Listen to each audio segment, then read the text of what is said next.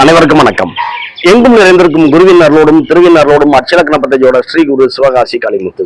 அட்சயலக்கண பദ്ധதி அப்படிங்கிற ஜோடத்தின் மூலமாக பொதுமக்களுக்கு நம்ம என்ன சொல்ல வர்றோம் பண்ணோம்னா, வருகின்ற 14/5/2025 நம்மளுடைய குரு பகவான் கோச்சார் ரீதியாக திருக்கணித பஞ்சாங்கத்தின்படி நம்முடைய ரிஷபம் அப்படிங்கிற இடத்துல இருந்து மிதுனம் அப்படின்னா அந்த ராசிக்கு வந்து மாறுறாங்க. அப்படி இருக்கும் பொழுது அவருடைய பிறப்பு கால லக்னத்திலிருந்து இன்றைய வைத்தியன் லக்னம் அப்படிங்கிற அட்சய லக்னமானது நம்மளுக்கு என்னதாக போகின்றதோ அதன் அடிப்படையில் ஒரு ஜாதகர் அனுபவிக்கின்ற ஏற்ற இறக்கங்கள், குருவினால் வருகின்ற ஏற்ற இறக்கங்கள் என்ன அப்படிங்கிறது வந்து பார்க்க போறோம். சரிங்களா? பொதுவாக என்னுடைய பையனை எடுத்துக்கோங்களேன். அவனுடைய பிறப்பு கால லக்னம் வந்துங்க கன்னிங்க. இன்றைய அட்சய லக்னம் அப்படிங்கிறது பார்த்தீங்கன்னா அவனுக்கு வந்து நம்மளோட துலாம் போகுது.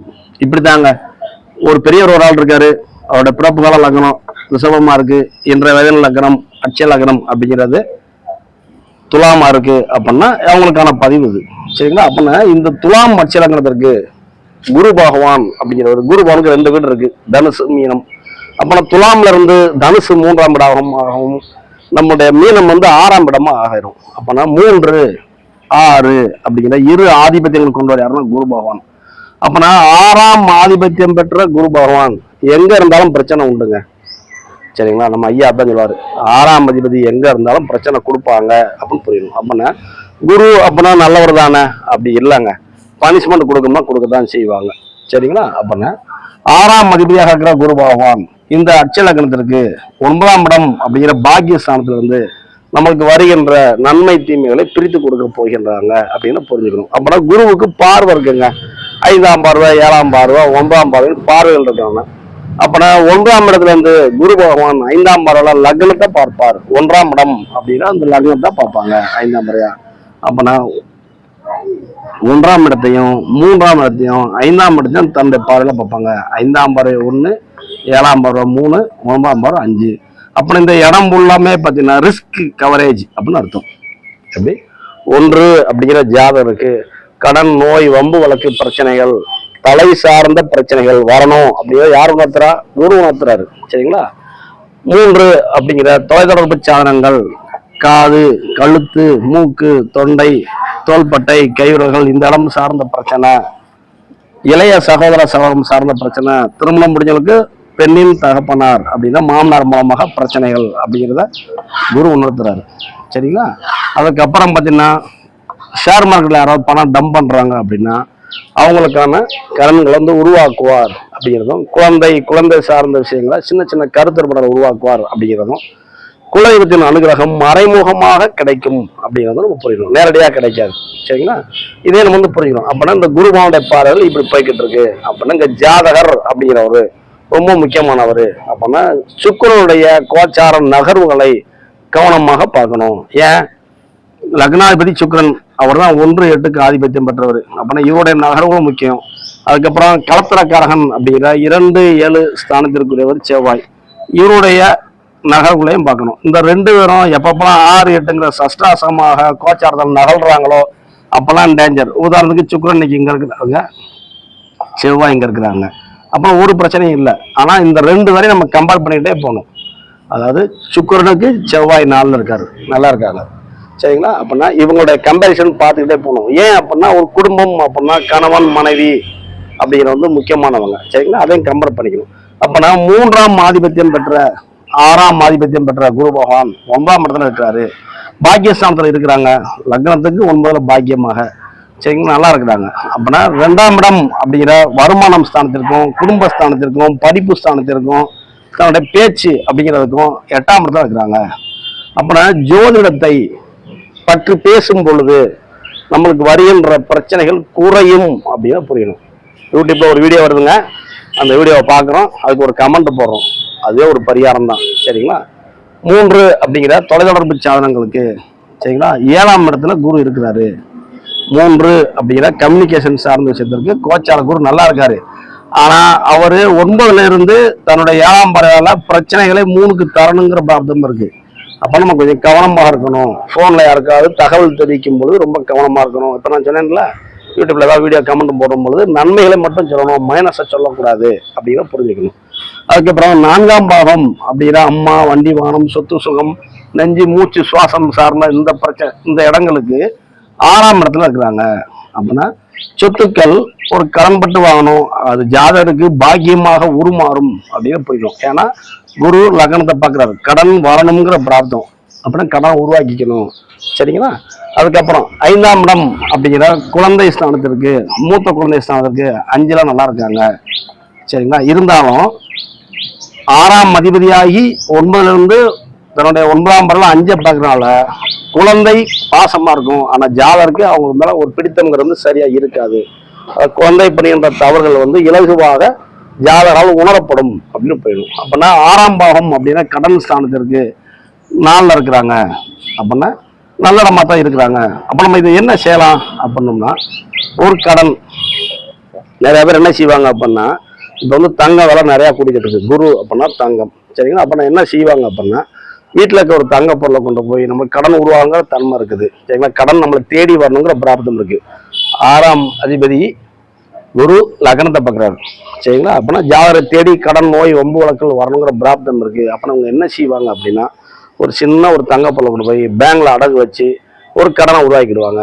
அந்த கடனை உருவாக்கி அந்த கடனுக்கு வட்டி கட்டி அதை திருப்புவாங்க. அந்த பொருளை நம்ம பேங்க்ல பிளட்ஜ் பண்ணி வாங்கின நகைக்கான ரூபாயை திரும்ப நகையா வாங்கி வீட்டில் வச்சுக்கிடுவாங்க. இது எப்படின்னா, இது யூடியூப் ஷார்ட்ஸ்ல நிறைய வரும், கவனமா பார்த்தா தெரியும். நம்ம பொருளாதார நிபுணர் ஒரு ஐயா இருக்காங்க, அவர் கூட சொல்லுவார்.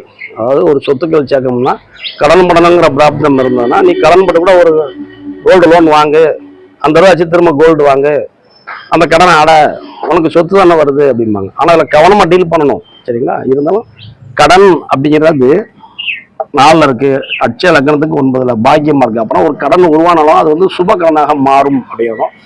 7ஆம் இடம் அப்படிங்கிற கலத்தர ஸ்தானத்திற்கு 3ஆம் இடத்துல நல்லா இருக்காங்க.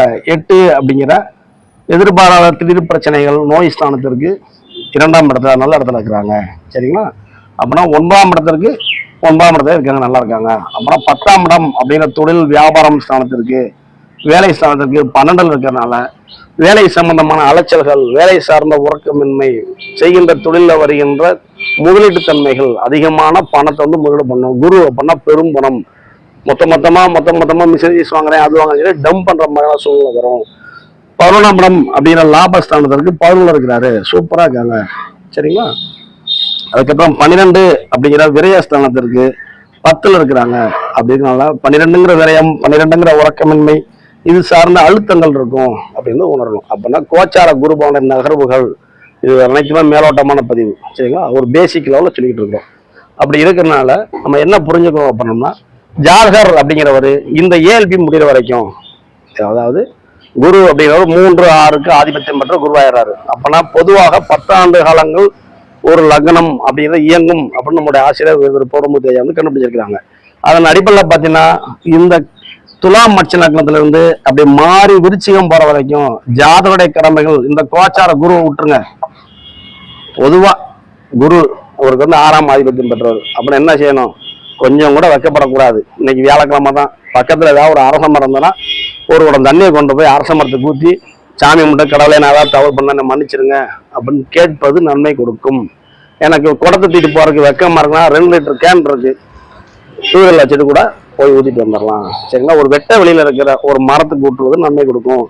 அரச மரத்துக்கு இருக்கிற பிள்ளையாருக்கு எல்லாரும் பிள்ளையார குளிப்பாட்டுவாங்க, தண்ணி ஃபுல்லாக மரத்துக்கு போய்கிட்டே இருக்கும். அப்படின்னா வெட்ட வெளியில தாகத்தில் தவிக்கிற ஒரு அரச மரத்துக்கு தண்ணி ஊற்றுறது நம்மளுக்கு மைனஸை ப்ளஸ் ஆக்கிடும் அப்படின்னு போயிடும். எப்படி அப்படின்னா, அரச மரத்துக்கு தண்ணி ஊற்றும் பொழுது இந்த 2ஆம் பாகம் அப்படிங்கிற இடத்துக்கு குரு 8ல் இருக்கிறாரு கோச்சாரத்துல. சரிங்களா? அப்பனா வருமானங்கள் மறைமுகமாக வரும் அப்படின்றது. நான் ஒரு வேலையும் செய்யலாங்க, ஒரு ஆளுக்கு ஒரு இடம் கேட்குறாங்க, இல்லை ஏதோ ஒரு ஹெல்ப் கேட்குறாங்க, இன்னாரால போய் பாரு இந்த பிரச்சனை முடியும்னு சொல்கிறேன். அவர் எனக்கு வாழ்த்து சொல்லிட்டு போவார், சார் நீங்கள் சொன்னீங்க அது மாதிரி செஞ்சு நல்லா இருக்கேன்பாங்க.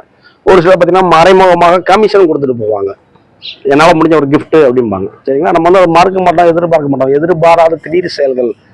குரு என்ன செய்றாரு? 9ஆம் இடத்துல 5 பார்க்கறது, லாட்டி சீட்டு, ஷேர் மார்க்கெட்டு, இப்படிப்பட்ட விஷயம் திடீர் குருட்டு யோகங்களை கொடுப்பாரு. ஆனா கவனமா இருக்கணும். அவர் 6ஆம் அதிபதி, கடனை உருவாக்கி விட்டு போயிடுவாரு. அப்படின்னா எதிர்பாராம ஒரு சில பிளஸ்களையும் கொடுப்பாரு அப்படின்னு புரியணும். எப்ப கொடுப்பாரு?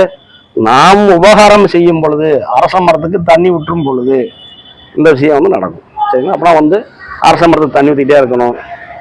இல்லை எனக்கு வந்து ஒரு பெரிய இடம் இருக்கு, எனக்கு வந்து சொந்தமாக காலி இடம் நிறையா இருக்கு, நான் மரம் நட்டு வளர்க்க நினைக்கிறேன், ஒரு அரச மரக்கண்ணை நட்டு வைங்க.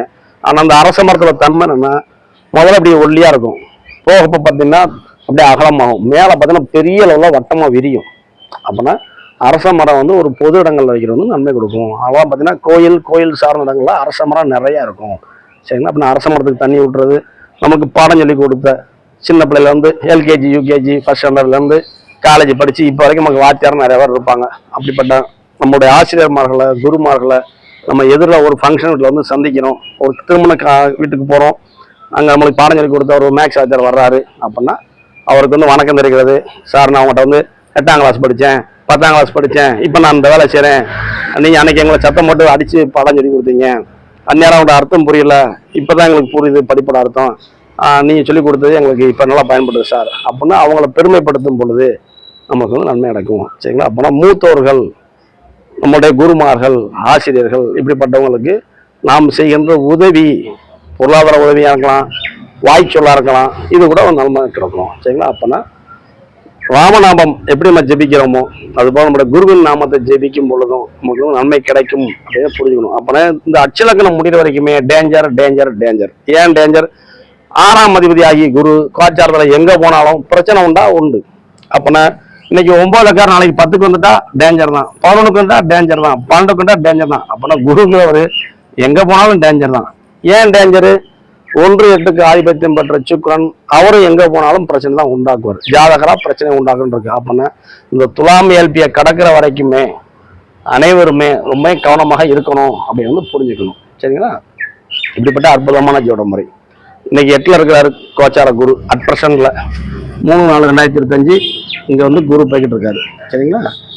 அப்பனா அட்சலக்கத்துக்கு 8ல தானே போறாரு.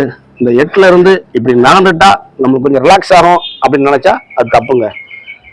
6ஆம் அதிபதி 8ஆம் அதிபதி எங்க இருந்தாலும் பிரச்சனைகள் உண்டு அப்படின்னா நம்ம ஐயா அடிக்கடி சொல்லுவாங்க. சரிங்களா?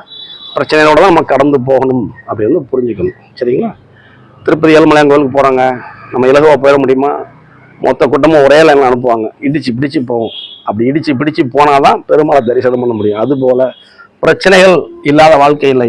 6ஆம் இடம், 8ஆம் இடம், 10ஆம் இடம், 12ஆம் இடம், 3ஆம் இடம், 5ஆம் இடம், 7ஆம் இடம், 9ஆம் இடம் அப்படின்னா அனைத்து பாகங்களுமே ஒவ்வொரு பாகத்திற்கு ஒவ்வொரு மைனஸாகத்தான் இருக்கும் அப்படிங்கிறத நம்ம உணரணும். உணர்ந்துட்டா வாழ்க்கை அப்படிங்கிறது வந்து கடல்ல போற, நம்ம ஒரு போட்டில் நம்ம போற கடலுக்கு போற மாதிரி தான். கடலுங்கிறது பார்க்கறதுக்கு விசாலமா அகலமா இருக்கும், ஆனால் அதுக்குள்ள ஏகப்பட்ட பிரச்சனைகள் இருக்கும், ஆபத்துகள் இருக்கும். அது போல வாழ்க்கைங்கிறது இந்த ஜாதகத்தின் மூலம் நம்ம என்ன உணரணும்னா பிரச்சனைகளோட வாழ்வதுதான் வாழ்க்கை. அதை எப்படி கடந்து போறோம் அப்படின்னா நம்முடைய வாழ்க்கையின் தன்மை அப்படின்னு உணரணும். இப்படிப்பட்ட அற்புதமான ஜோட முறை ஏஎல்பி அப்படிங்கிறதும் கிரகங்களுடைய நகர்வுகள் நம்மளுக்கு என்ன பிளஸ் மைனஸை தர்றாங்க, மைனஸ் எப்படி பிளஸ் ஆகணும், பிளஸ்ஸை எப்படி மேலும் மேலும் பிளஸ் ஆக்கிக்கணும் அப்படிங்கிற விவரத்தை சொல்லிக் கொடுத்த நமது ஆசிரியர் உயர்ந்த பௌடமுத்தியாவுக்கு நம்ம வழக்கமாக நன்றி சொல்கிறோம். நம்ம சேனல் அப்படி கொஞ்சம் சிம்பிள் வீடியோஸ் வரும், கொஞ்சம் லைக் பண்ணுங்கள், ஷேர் பண்ணுங்கள், சப்ஸ்கிரைப் பண்ணுங்கள். அனைவருக்கும் நன்றி. வாழ்க வளமுடன்.